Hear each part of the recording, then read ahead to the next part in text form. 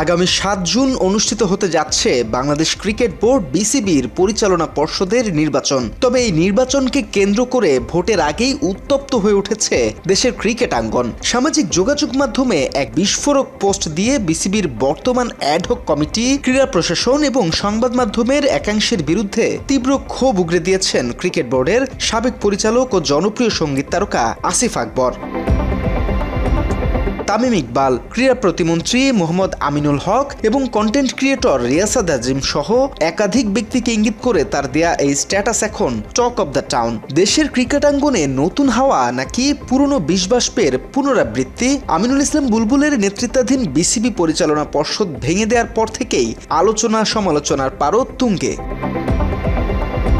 নিজের verified Facebook পেজে দেয়া ওই পোস্টে আসিফ আকবর বর্তমান অ্যাডহক কমিটি ও অন্তর্বর্তীকালীন ক্রীড়া প্রশাসনকে ইঙ্গিত করে তীব্র ক্ষোভ প্রকাশ করেন। তিনি সরাসরি দাবি করেন, এখনও বাংলাদেশ ক্রিকেট বোর্ডের সভাপতি আমিনুল ইসলাম বুলবুল। একই সাথে বর্তমান প্রশাসনকে আক্রমণ করে তিনি লেখেন, এখন যারা বোর্ড দখল করে বসে আছে তারা রাষ্ট্রের খয়রাতি ক্রিকেট মন্ত্রীর লোভী উচ্চাভিলাষের পরিণতি মাত্র। ফেসবুকে দেয়া ওই পোস্টে তামিম ইকবালকে প্রধান করে গঠিত 11 সদস্যের অ্যাডহক কমিটির মেয়াদ এবং এর বৈধতা নিয়ে কড়া ভাষায় তোপ দাগেন তিনি। একই সাথে নিশানা করেন ক্রীড়া প্রতিমন্ত্রী মোহাম্মদ আমিনুল হককেও।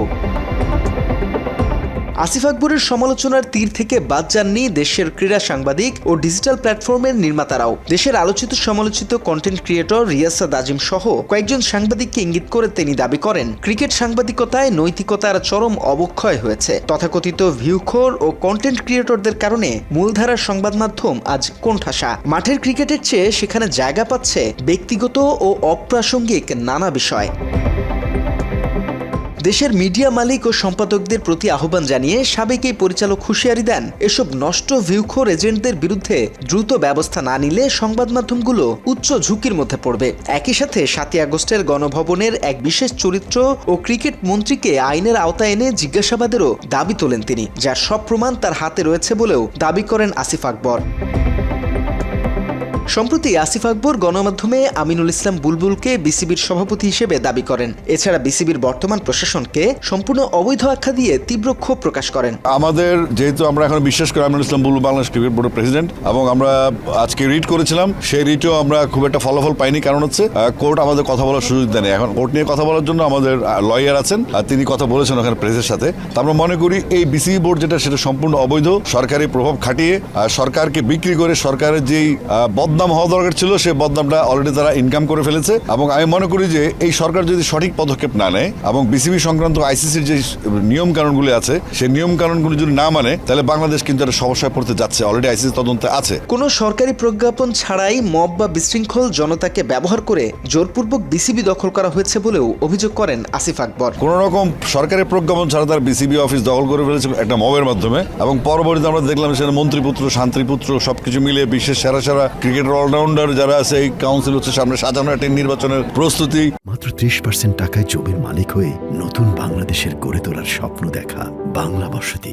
একই সাথে বিসিবির ভেতরে শত শত কোটি টাকার অর্থনৈতিক আর্থিক লেনদেন ও জুয়া সিন্ডিকেটের বিস্ফোরক অভিযোগ এনে বিষয়টি আন্তর্জাতিক ক্রীড়া আদালত পর্যন্ত গড়ানোর হুঁশিয়ারি দেওয়া হয়েছে। পাশাপাশি আমরা আইসিসি কমপ্লেন করেছি এবং আমরা ইন্টারন্যাশনাল স্পোর্টস কোর্ট যেখানে আছে সেখানে আমরা অলরেডি অ্যাপ্লাই করেছি। আমাদের কাজ হচ্ছে, আমরা চাইবো যে বাংলাদেশ ক্রিকেট বোর্ডের এই 17 বছরের পাপ ধামাচাপা দেওয়ার জন্য এবার বসছে। এবং ক্রিকেটে ইনফ্যাক্ট যে আপনারা অনেকে ভাববেন যে ক্রিকেটে 1400 কোটি টাকা আছে, ক্রিকেটের আমাদের বিসিবি মূল সম্পদের পরিমাণ 4200 কোটি টাকার, 4200 কোটি টাকার সম্পদ আছে আমাদের। কিন্তু এই টাকাটা মূল ব্যাপার না। এই টাকাটার বিসিবিতে যেটা চলে সেটা ফিক্সিং, জুয়া চলে, এবং এই জুয়াটা আমরা আটকেছি 82%। এবং এই জুয়াটাকে তারা, আপনি যদি মনে করেন যে বিসিবির টাকা খরচ করছে, এটা জাস্ট আইওয়াশ। বেসিক খেলা হচ্ছে 800 থেকে 1000 কোটি টাকার জুয়ার খেলা হয়। জুয়ার হয় বাংলাদেশের ক্রিকেটের বিভিন্ন স্তরে, বিপিএল থেকে শুরু করে, সেটা আমরা প্রোটেক্ট করেছি। এবং আমরা অনেক অনৈতিক কাজ যেগুলো বিসিবিতে হতো, টিকিট নিয়ে, যেমন আপনার মনে করেন 1 কোটি টাকার টিকিটের হিসাবে পাওয়া যেত না। এর আগে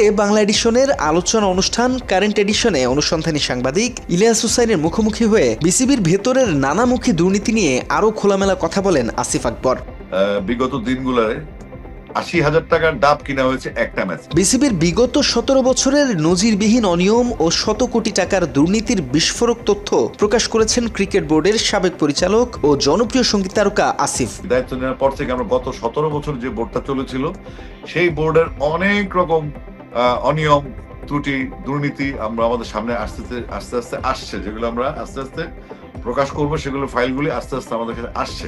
আইপিএলে মোস্তাফিজুর রহমানকে হেনস্থা এবং ভারতের মাটিতে বাংলাদেশিদের পিটিয়ে মারা সহ উগ্রবাদী গোষ্ঠীর হুমকির মুখে ক্রিকেটারদের নিরাপত্তার স্বার্থেই বাংলাদেশ দল ভারতে সবশেষ টি-20 বিশ্বকাপ খেলতে যায়নি, এমন মন্তব্য করেন তিনি। আইপিএল এ মুস্তাফিজ ইস্যু নিয়ে আমাদের যে একটা অপমানজনক ঘটনা সেখানে ঘটে গেল এবং যে আঘাতটা এসেছে বাংলাদেশের এবং বাংলাদেশি মানুষের আত্মমর্যাদার প্রশ্নে একটা বিশাল আঘাত ছিল, সেটা আমাদের দেশের মানুষ মেনে নেয়নি, আমরাও মেনে নেইনি। গত কয়েকদিনের বা কয়েক মাসের তাদের যে কর্মকাণ্ড, সেখানে দেখছি বাংলাদেশ সন্দেহে পিটিয়ে তারা লোকাল মানুষকে মেরে ফেলছে এবং বাংলাদেশিদেরকে হেনস্থা করছে।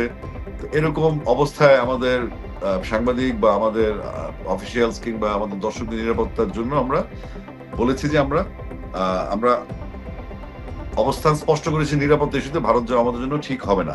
সেই সাথে দৈনিক প্রথম আলো সহ কিছু মূলধারার সংবাদ মাধ্যমে বিসিবি এবং আমিনুল ইসলাম বুলবুলকে নিয়ে মনগড়া নেতিবাচক খবর ও কার্টুন প্রকাশের পেছনে একটি সুদূর প্রসারী রাজনৈতিক চক্রান্তের ইঙ্গিত দেন তিনি। দৈনিক প্রথম আলো পত্রিকা যদি বুলবুলের কার্টুন তৈরি করে, আমার BCB president Aminul Islam বুলবুলের cartoon তৈরি করে তারা নিউজ ছেপেছে উনি ওয়ান ওয়ে টিকিট নিয়ে অস্ট্রেলিয়া চলে গেছেন, বাংলাদেশে হায় হায় অবস্থা।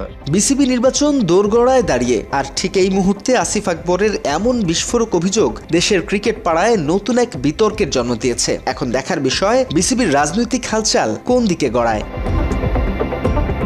বাংলা এডিশন, ঢাকা।